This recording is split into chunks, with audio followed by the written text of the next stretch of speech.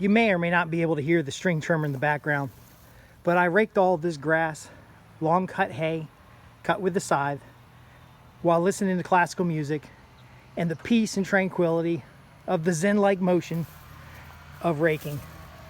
And so this is a way to turn your lawn into a resource. So what I've been able to do is collect off this back section.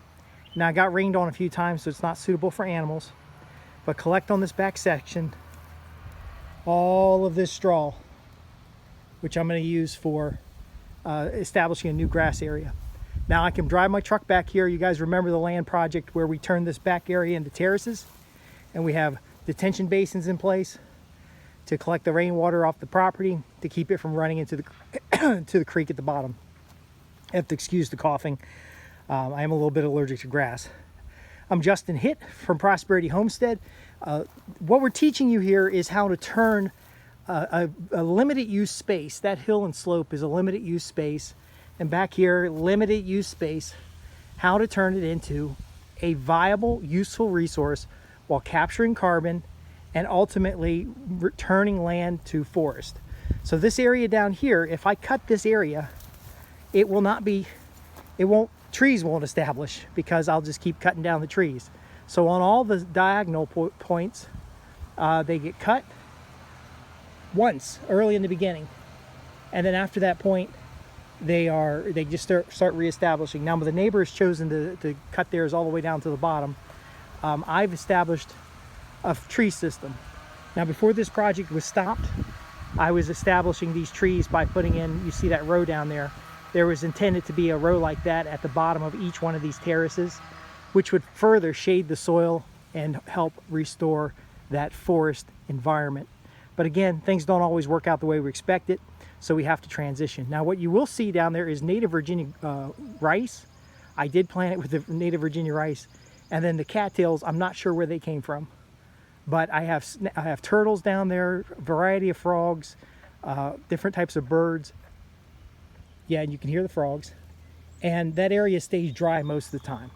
So in our rainy season, it will hold a little bit of water, but you can see that little drain down there. It's only got about 3 inches of water down there. So it will get deep in a heavy rain, but it will not get deep for long. And then there's a deeper basin on the bottom.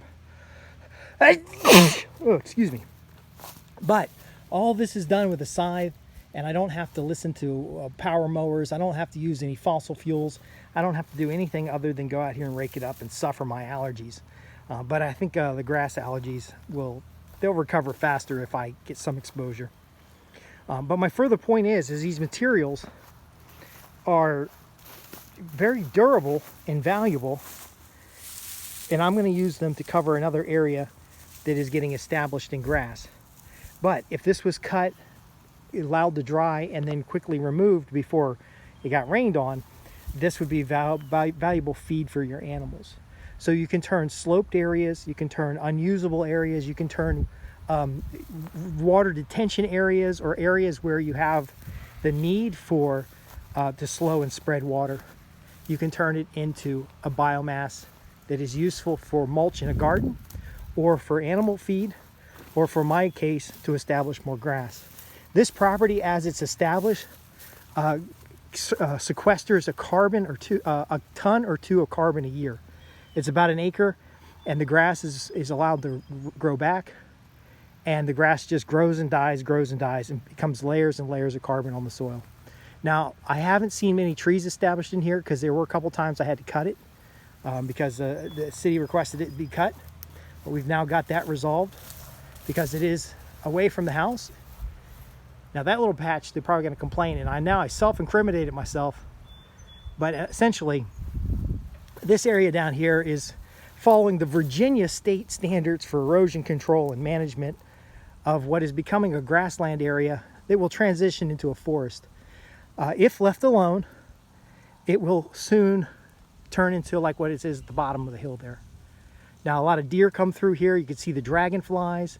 I do check the water to make sure there's nothing in there that would be like mosquitoes and things like that. And from time to time, a bag will blow in or something, I'll go down there and get it. But primarily, people don't go down in here. And as it was originally a forest, The intention is to allow any trees to come back. The grass is primarily for erosion control. And within the grass, there are other animals. I have seen snakes.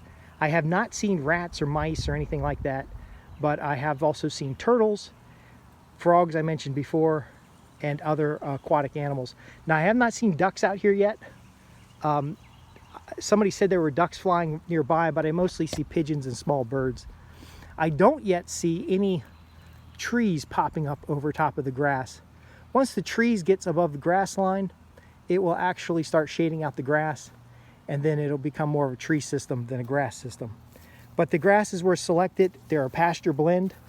They're based on what's suitable for Virginia, and there's a wide variety of seeds here.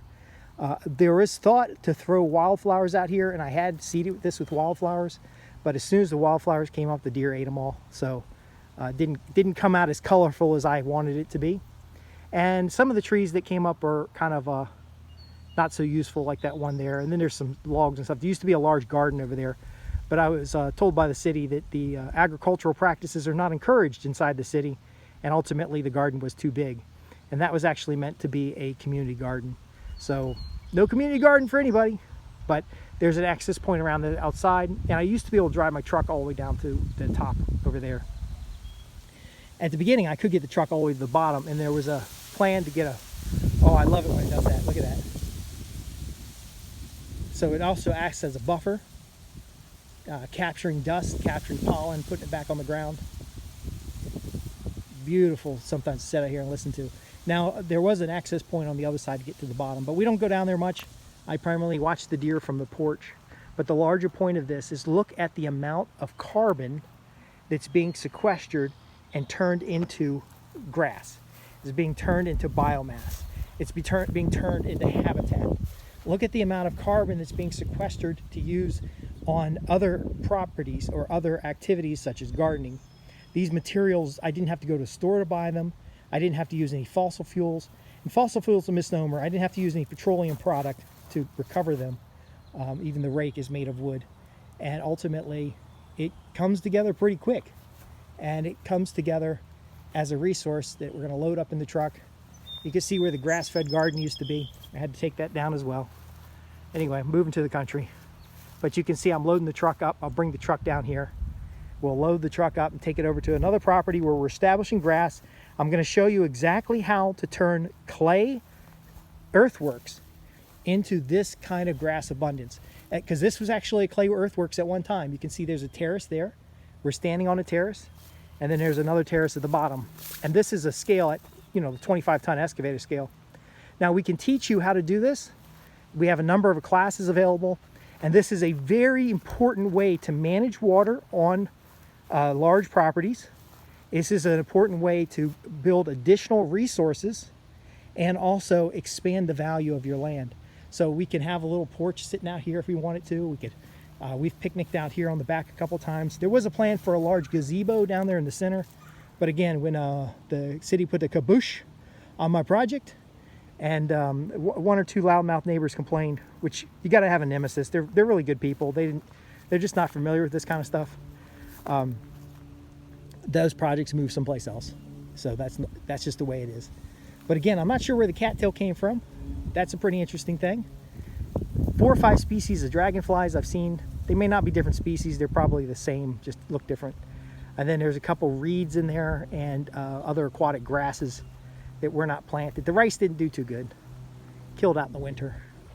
And then, of course, the reestablishment of plants. I may gather seeds and make seed balls and throw them in here because I don't see as many trees as I'd like to see come back. Usually you get more trees. But there's definitely bees in the clover and all around. Anyway, I'm going to get back to work. Just want to show you, look at all that hay. That is hay. And the huge pile at the other end is all a free resource. It takes me a little exercise to get it, but it's really not that difficult. And I'll load it up and I'll turn it into more grass. I'm going to be the grass growing guy. I'm just going to grow as much grass as possible and build savannas and silvopastures. Those are two things that work well here in the state of Virginia in the climate zone 7 that we're in right now. I want to thank you for being a part of what we do. Your participation, your questions, your comments are very valuable to the efforts that we make here to show you permaculture design in practice. Rather than just teaching you how to do it, we're showing you how to do it. And then there's a number of opportunities in our region where you can actually learn, practice, and gain the skills necessary to do this kind of thing. Wherever you want to start, whatever, this is like an acre, but you can start bigger or you can start smaller. You just need to start. Because again, we're sequestering carbon from the atmosphere. We're doing it with very limited inputs. That's probably more important than the type of inputs. And we are getting our physical health improved with it, as well as our mental state, because it's just chill to listen to classical music and do this, or listen to whatever your favorite tunes are, and not have all that noise of the string trimmer or the mower or anything like that. Now, don't get me wrong, there is some mowing that happens, but I do need to conform some to the expectations of the community until I'm able to move to the new property that we're developing.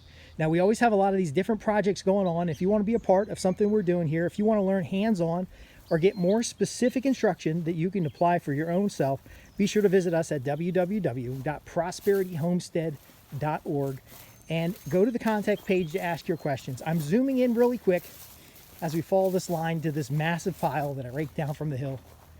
Look at that pile. That's abundance. Thanks for watching. I'm Justin Hitt from Prosperity Homestead, where we help you make your homesteading dreams a reality and transform the land around you to high ecological and regenerative value. Thanks for watching. I'll see you in the next podcast.